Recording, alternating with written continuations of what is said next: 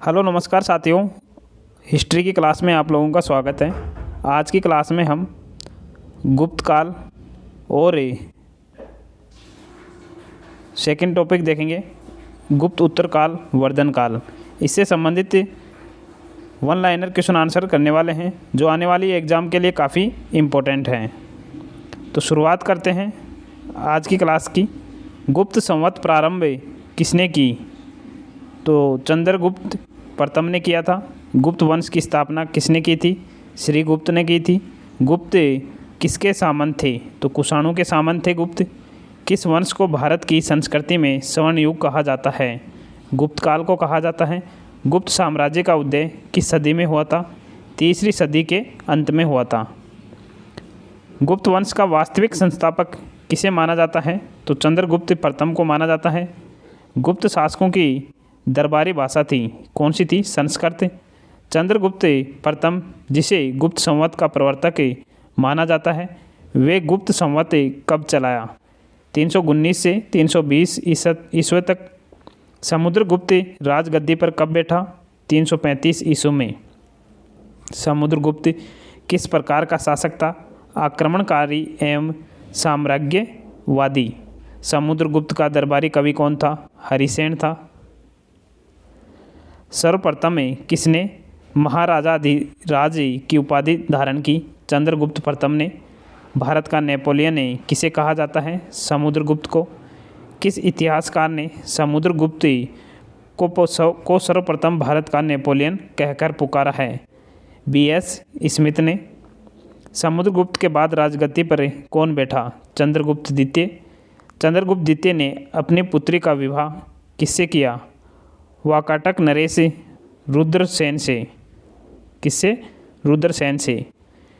सेतुबंध के रचनाकार प्रवरसेन सेकंड किस वंश का शासक था? वाकाटक का। चीन यात्री फाहियान किसके समय भारत आया था? चंद्रगुप्त द्वितीय, विक्रमादित्य के। काफ़ी इम्पोर्टेंट क्वेश्चन है। फाहियान कहाँ का निवासी था? तो ये चीन का निवासी था। चंद्रगुप्त द्वितीय को दूसरे किस नाम से जाना जाता है? तो देवराज के नाम से जाना जाता है। कालिदास किसके दरबार में रहते थे? चंद्रगुप्त द्वितीय के दरबार में रहते थे। चंद्रगुप्त द्वितीय के बाद कौन राजगद्दी पर बैठा? कुमारगुप्त प्रथम। नालंदा विश्वविद्यालय की स्थापना किसने की थी? कुमारगुप्त प्रथम ने। काफ़ी इम्पोर्टेंट है। कुमारगुप्त के बाद कौन राजगद्दी पर बैठा? स्कंदगुप्त। 455 से 467 ईस्वी तक। स्कंदगुप्त को गद्दी पर बैठते ही किसका आक्रमण का सामना करना पड़ा? हुणों का। जूनागढ़ अभिलेख में हुणों को क्या कहा गया है? मलेच्छ। एरन अभिलेख का संबंध किस शासक से है? तो भानुगुप्त से है। स्कंदगुप्त को किस स्तंभ लेख में शुक्रोपम कहा गया है? कहोम स्तंभ लेख के अंदर। समुद्रगुप्त की सैनिक उपलब्धियों का वर्णन उसके किस अभिलेख में उपलब्ध है? तो प्रयाग के। सर्व राजो उच्छेदता, सभी राजाओं को उखाड़ फेंकने वाला की उपाधि किसने धारण की? समुद्रगुप्त ने। गिरिनार पर्वत पर स्थित सुदर्शन झील का पुनर्निर्माण किसने करवाया? स्कंदगुप्त ने। सुदर्शन झील के किनारे विष्णु मंदिर का निर्माण किसने करवाया? चक्रपालित ने। गुप्त वंश शासक ने अपने सिक्कों पर अपने को वीणा बजाते हुए आकृति में अंकित करवाया है? समुद्रगुप्त ने। किस गुप्त शासक ने दक्षिणापथ में स्थित 12 राज्यों पर धर्म विजय की? किसने की थी? समुद्रगुप्त ने। गुप्तकालीन प्रसिद्ध मंदिर और उसके स्थान देखने वाले हैं। विष्णु मंदिर है तिगवा के अंदर, तिगवा जबलपुर मध्य प्रदेश में। शिव मंदिर है बुमरा नागोदा मध्य प्रदेश में। पार्वती मंदिर है नैना कुठार मध्य प्रदेश में। 10 अवतार मंदिर है देवगढ़ ललितपुर जिला उत्तर प्रदेश में। भीतरगांव मंदिर है जिसे लक्ष्मण मंदिर भी कहा जाता है, भीतरगांव के अंदर कानपुर उत्तर प्रदेश में। हुणों का महत्वपूर्ण शासक कौन था? तो हुणों का महत्वपूर्ण शासक था तोर मानसिंह। तोरमान थे हुणों के महत्वपूर्ण शासक। गुप्त वंश का अंतिम शासक कौन था? विष्णु शर्मा। तोरमान का पुत्र कौन था? महिरकुल। महिरकुल को यशोधर्मन ने कब पराजित किया था? 532 ईसा पूर्व में। शिव के अर्धनारीश्वर मूर्तियाँ किस काल में बनाई गई? गुप्त काल में। समुद्र के काल का इतिहास जानने का सबसे महत्वपूर्ण साधन है इलाहाबाद स्तंभ पर उत्कीर्ण लेख है। चंद्रगुप्त द्वितीय के काल में विद्या, कला व साहित्य का महान केंद्र कौन सा था? उज्जैन था। किस गुप्तकालीन शासक को कविराज कहा गया? समुद्रगुप्त को। विक्रमादित्य की उपाधि से गुप्त शासक को संबोधित किया गया? चंद्रगुप्त द्वितीय को। चंद्रगुप्त द्वितीय के दरबार में नवरत्नों में सबसे अधिक प्रसिद्ध कौन थे? कालिदास थे। अमरकोश के लेखक अमर सिंह किस शासक के दरबार से जुड़े थे? चंद्रगुप्त द्वितीय के दरबार से जुड़े हुए थे। कालिदास की किस कृति की गिनती विश्व की प्रसिद्ध साहित्य के कृतियों में होती है? मेघदूतम की। मालविका अग्निमित्रम के रचनाकार कौन हैं? कालिदास हैं। कालिदास द्वारा रचित मालविका अग्निमित्र नाटक का नायक था अग्निमित्र। कुमार संभव महाकाव्य किस कवि ने लिखा है? कालिदास ने। चंद्रगुप्त द्वितीय ने विक्रमादित्य की उपाधि कब धारण की? शकों के उन्मूलन के बाद। गुप्त शासकों द्वारा जारी किए गए चांदी के सिक्के कहलाते थे? रूपक कहलाते थे। सोने के सर्वाधिक सिक्के किस काल में जारी किए गए? गुप्त काल में। खगोल शास्त्र में गुप्त काल में सबसे प्रसिद्ध नाम था वराहमिहिर का। गुप्त काल में औषधि शास्त्र का प्रमुख विद्वान कौन था? वाग्भट। कौन था? वाग्भट। कौन सा युग प्राचीन भारतीय कला एवं स्थापत्य के चरमोत्कर्ष पर था? गुप्त युग। बाल विवाह की प्रथा प्रारंभ हुई गुप्त काल में। किस काल में स्त्रियों की पुरुषों से बराबरी थी? तो गुप्त काल के अंदर। कालिदास द्वारा रचित किस पुस्तक का 15 भारतीय व 40 विदेशी भाषाओं में अनुवाद किया जा चुका है? अभिज्ञान शाकुंतलम का। सती प्रथा का पहला उल्लेख कहाँ मिलता है? एरन अभिलेख से। गुप्तकालीन बौद्ध शिक्षा का महान केंद्र कौन सा था? नालंदा। परम भागवत उपाधि धारण करने वाले प्रथम गुप्त शासक था समुद्रगुप्त। वर्तमान गणित में दशमलव प्रणाली आविष्कारक का श्रेय किस युग को था? तो गुप्त काल को। तांबा का सिक्का जारी करने वाला पहला गुप्त शासक कौन था? रामगुप्त। चंद्रगुप्त विक्रमादित्य के राज दरबारी में धन्वंतरी क्या था? एक प्रसिद्ध चिकित्सक था धन्वंतरी। बीज गणित के क्षेत्र में अपने योगदान के लिए विशेष रूप से कौन जाना जाता है? आर्यभट्ट जाना जाता है। शून्य की खोज किसने की? आर्यभट्ट ने की है। गुप्तकालीन शासक प्रणाली किस प्रकार की थी? राजतंत्रात्मक। मंदिर निर्माण कला का जन्म सर्वप्रथम कब हुआ? गुप्त काल में। अजंता की गुफाओं में किन गुफाओं का निर्माण गुप्त काल में हुआ है? 16, 17 और 19 का। प्राचीन भारत का क्लासिकल युग किस काल को कहा जाता है? गुप्त काल को। गुप्त काल में सर्वाधिक लोकप्रिय देवता थे विष्णु। सारनाथ के दमेक स्तूप का निर्माण किस काल में हुआ? गुप्त काल में। गुप्त स्थापत्य कला का सर्वोत्तम मंदिर कौन सा है? देवगढ़ का 10 अवतार मंदिर। राजा रानी प्रकार के गुप्तकालीन सिक्कों का प्रचलन किसने करवाया? चंद्रगुप्त प्रथम ने।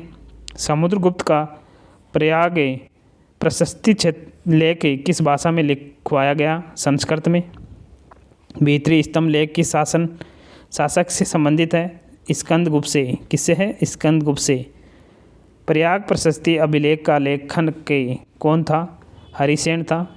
समुद्रगुप्त का समकालीन सिंहल द्वीप का शासक कौन था? मेघवर्मन।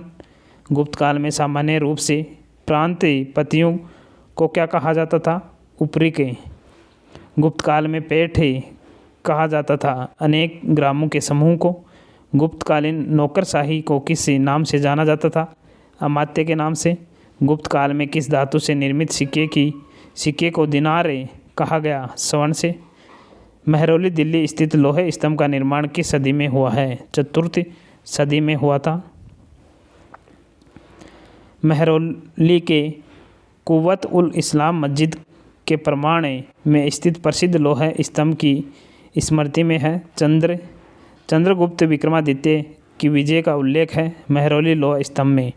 गुप्तकालीन चित्रकला का उत्कृष्टतम रूप मिलता है अजंता में। अजंता चित्रकारी का विषय वस्तु संबंधित है बौद्ध धर्म से। गुप्त काल में भू राजस्व की दर थी उपज का 6वां भाग। किस वंश के शासकों ने मंदिरों एवं ब्राह्मणों को सबसे अधिक ग्राम अनुदान में दिया था? गुप्त वंश ने। गुप्तकालीन सिक्कों का सबसे बड़ा ढेर कहाँ से प्राप्त हुआ है? बयाना भरतपुर से।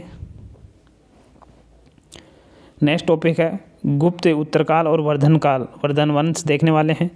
पुष्यभूति वंश की स्थापना किसने की? पुष्यभूति वर्धन ने। पुष्यभूति वंश से किस कारण प्रसिद्ध हुआ? होणों से संघर्ष के कारण। पुष्यभूति वंश का चौथा शासक कौन था? प्रभाकर वर्धन। प्रभाकर वर्धन के कितने पुत्र थे? 2। राज्यवर्धन एवं हर्षवर्धन। प्रभाकर वर्धन की पुत्री का नाम था राज्यश्री। राज्यश्री का वाक किससे हुआ था? मौखरी वंश के ग्रहवर्मन से।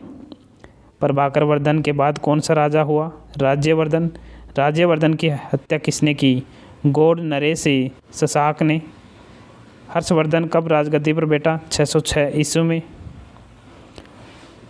हर्ष का दरबारी कवि कौन था? तो हर्ष का दरबारी कवि था बाणभट्ट। हर्ष कितने वर्ष तक शासक किया? 41 वर्ष तक। हर्ष ने अपनी राजधानी कहाँ बनाई? कन्नौज में। किस शासक ने अपना उपनाम शीलादित्य रखा? हर्षवर्धन ने। हर्षवर्धन ने अपनी पुत्री का विवाह किस वल्लभी नरेश से किया? ध्रुवसेन सेकंड से किया था। हर्षचरित्र किसके द्वारा लिखी गई थी? बाणभट्ट द्वारा। हर्षवर्धन के समय कौन सी चीनी तीर्थयात्री भारत आया था? हैनसोंग। किस व्यक्ति को द्वितीय के अशोक कहा जाता है? हर्षवर्धन को। वाकाटक के राजवंश की स्थापना किसने की? विंध्य शक्ति ने। 630 ईस्वी से 634 ईस्वी के बीच हर्ष और पुलकेशिन के बीच हुआ युद्ध किस नदी के तट पर लड़ा गया था? नर्मदा रेवा नदी के तट पर। हर्ष के समय भारत यात्रा पर आए बौद्ध यात्री हैंगसोंग का प्रवास काल क्या था? 606 से 612 ईस्वी। हर्षकालीन दरबारी कवि बाणभट्ट ने किन प्रसिद्ध पुस्तकों की रचना की? हर्षचरित्र एवं कादम्बरी की। कवि बाणभट्ट कहाँ का निवासी था? थानेश्वर का। किस शासक के शासन के दौरान नालंदा विश्वविद्यालय समृद्ध हुआ? हर्ष के समय। प्रतापशील हूण हिरण्यकेसरी महाराजा अधिराज नामक उपाधियाँ किसकी थी? प्रभाकर वर्धन की। चालुक्य राजा पुलकेशिन द्वितीय को किसने पराजित किया था? नरसिंह वर्मन प्रथम ने। गुर्जरों को किस शासक ने पराजित किया? हर्षवर्धन ने। हर्ष एवं पुलकेशिन द्वितीय के मध्य हुए संघर्ष की जानकारी मिलती है ऐहोल अभिलेख से। सकलो उत्तरापथनाथ किसे कहा गया? विनयादित्य प्लस हर्षवर्धन को। बंगाल का कौन सा शासक हर्ष का समकालीन था? शशांक। हर्षवर्धन अपनी धार्मिक सभा कहाँ किया करता था? प्रयाग में। वर्धन वंश की राजधानी थानेश्वर किस प्रदेश में स्थित है? हरियाणा में। मौखरी शासकों की राजधानी कहाँ थी? कन्नौज के अंदर। कन्नौज किस प्रकार में स्थित है? उत्तर प्रदेश में। नागानंद रत्नावली एवं प्रियदर्शिका के रचनाकार कौन थे? हर्षवर्धन। किसने नालंदा विश्वविद्यालय को 100 गांवों की आय दान स्वरूप दिए? हर्षवर्धन ने। आज भी भारत में हैंगसोंग की याद करने का मुख्य कारण है शियुकी की रचना। हर्षवर्धन के विजयी जीवन में एकमात्र पराजय देने वाला पुलकेशिन द्वितीय कहाँ का शासक था? वातापी या बादामी के। किस चीनी यात्री को वर्तमान शाक्य मुनि एवं यात्रियों में राजकुमार कहा जाता है? हैंगसोंग को। कुंभ मेला को प्रारंभ करने का श्रेय किसे दिया जाता है? हर्षवर्धन को। हैनसोंग भारत में लगभग कितने वर्ष तक रहे? 14 वर्ष तक। किसका कथन है कि भारत के लोग गर्म मिजाज के हैं, उन्हें जल्दी गुस्सा आता है परंतु ईमानदार होते हैं? हैंगसोंग की। गुप्त काल के सर्वाधिक लोकप्रिय देवता कौन थे? विष्णु। सारनाथ के दमरेक स्तूप का निर्माण किस काल में हुआ? गुप्त काल में। गठी यंत्र तुला यंत्र का प्रयोग होता था खेत की सिंचाई में। हर्ष काल में भू राजस्व की सीमा थी 1/6 से 1/10। हैंगसोंग की भारत में यात्रा के समय सूती कपड़ों के उत्पादन के लिए सबसे प्रसिद्ध नगर था मथुरा। तो आप लोगों को क्लास कैसी लगी कमेंट बॉक्स में कमेंट करके ज़रूर बताना। जल्द ही नई क्लास मिलेंगे, तब तक के लिए जय हिंद, जय भारत, धन्यवाद।